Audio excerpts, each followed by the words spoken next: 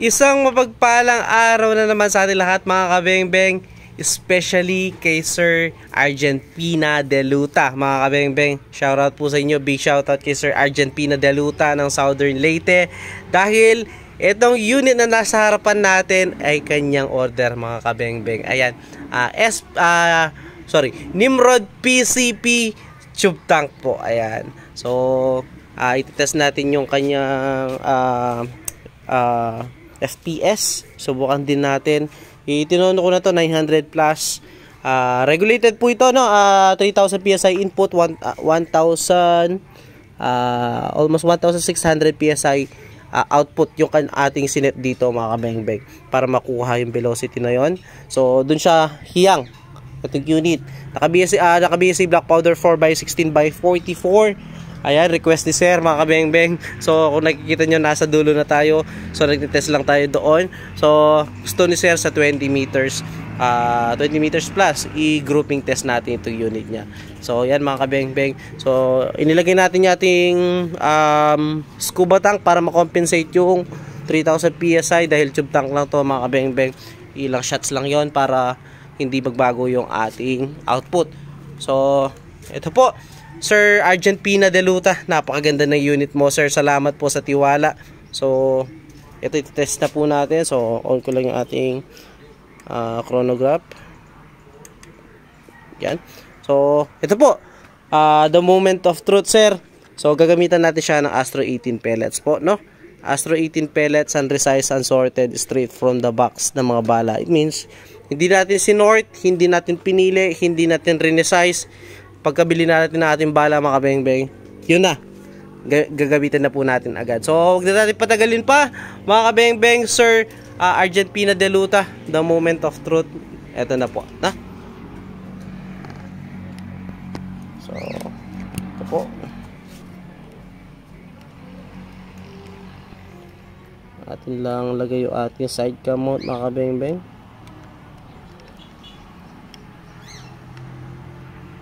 Zoom natin para makita natin bawat impact ng bala syempre.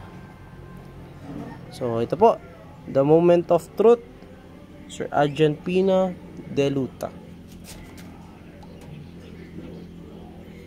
So grouping test natin, then final zeroing natin ang unit ni Sir, no? So ito po, the moment of truth sir. First shot po tayo.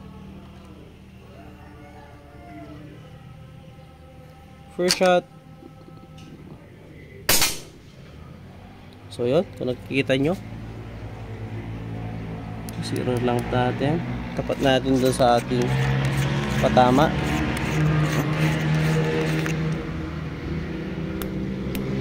Ayan po, no?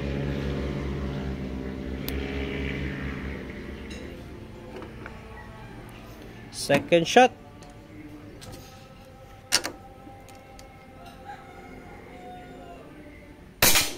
So yun po, nakita nyo pellet to pellet. Ayan po, 20 meters mga kabengbeng. So nasa 900 plus FPS using Astro 18 pellets. Third shot.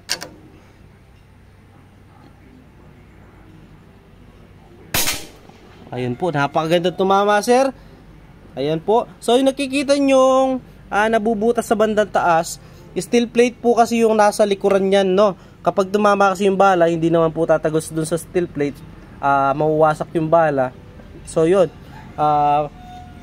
pag nawasak yung bala, pupunta na sa iba't ibang direksyon yan yung mga kabengbeng. So yan, kapag katama dun sa bala sa likod, mawawasak yung bala. Ayan, kung makita nyo naman yung mga butas palabas mga kabengbeng, no? Galing doon sa likod. Pang-apat na to, pang-lima, pang-apat. Napakagandang tumama sir. Pang-lima.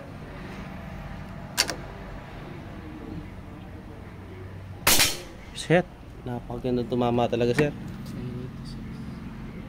986.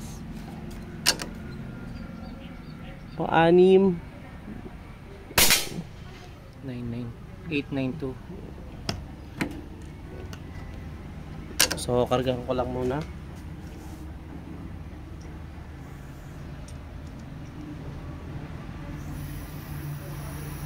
So Open ko na yung aking ano, no, para ma-compensate lang yung ano. Pang-anim, ay pang-anim na to or pang-pito? Pang-pito yata. So yun, napaganda tumama talaga sir. Pang-walo. So yun, meron tayo sa flyer. So nasa ano na lang po talaga yan, no? Nasa bala na lang yan. Pang-siyam. Ayun.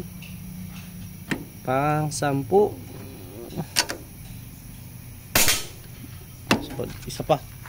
Pang-11. Gusto ko 11 shots.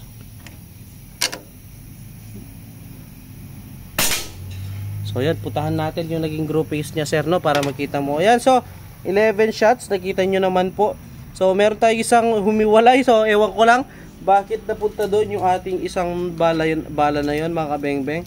So siguro another groupings pa dito sa bandang ilalim.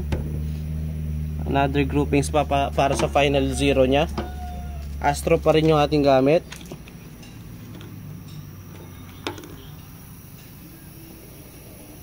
So another. So yung naririnig nyo ano, singaw mga bengbeng doon sa ano yan, no? Doon sa scuba tank. Meron kasing ano yan. Meron leak yung aking scuba tank, yung pang field probe nya. So bandang ilalim gawa tayo na another groupings, no? So yun, magandang mama talaga. So final zeroing lang tayo. Ayan po. Kita niyo sa camera, ayan nakatutok sa cross.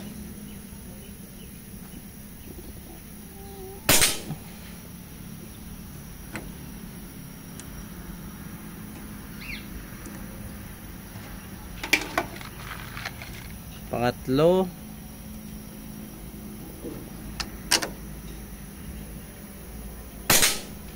Pang-apat.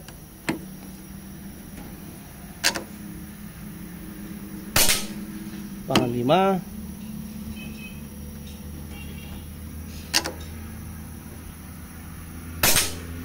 Pang-anim.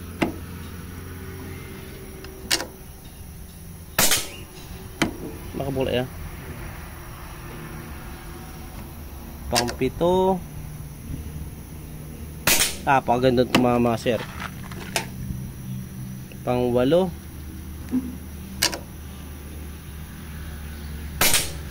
Pang-siyam.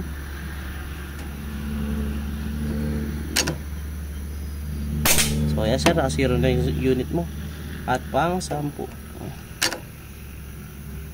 So yun po, 10 shots to. Pas, maganda tumama yung ating pang 10 shots. So break in pa yung barrel niya sir, gaganda pa yan lalo. So nakita nyo naman, no, 10 shots. 10 shots. So tara po, lapitan natin ito naging resulta ng ating grouping test sa 20 meters plus. So sir, no, wala pong daya yun, straight from the camera, straight from the scope. So tignan natin yung mga naging velocity ng ating mga putok. So first shots 906, 897, 886, 896, 886, 892, 898, 905, 898, 897, 897, 890, 901, 899, 894, 890, 899, 889, sorry, 890, 904, pang 20, 996, 896, sorry, 896 again. Ayan. So 21 shots. So nakita nyo 11 shots pa lang yung una, then 10 shots. So nag-average siya ng 897 FPS using Astro 18 mga kabengbeng. So ginamitan natin siya ng ibang bala, umabot siya ng 900 plus. Depende sa bala kasi yan mga kabengbeng, no? So yun sir, napakaganda tumama. So tara, at yung ating medyo naman hindi naman nagkakalayo yung ating velocity. So yung ating gamit naman kasi hindi naman talaga high-end na chronograph. So ito po yung ating naging groupings, no? So kung nakikita nyo, ayan po yung ating mga exit holes. Pag sinabing exit holes, pag tumama dito sa steel plate, mawawasak yung bala. Ayan, ito yung nag-resulta. Pati dito inilagay kong ano, kasi tatamaan yung aircon doon eh. So yan ho. So eto sir, yung ating first 11 shot. So may humiwalay tayong isa. So ewan lang bakit ano nangyari dito, bakit napakalayo. Pero yon sir, bumawi tayo sa last. So 20 shots in 20 meters plus. Ayan, pinakamalhit kong daliri. So salamat sir, walang masabi. Napakaganda ng unit mo. Tono na. Salamat sir, yun lang. Again, peace out po.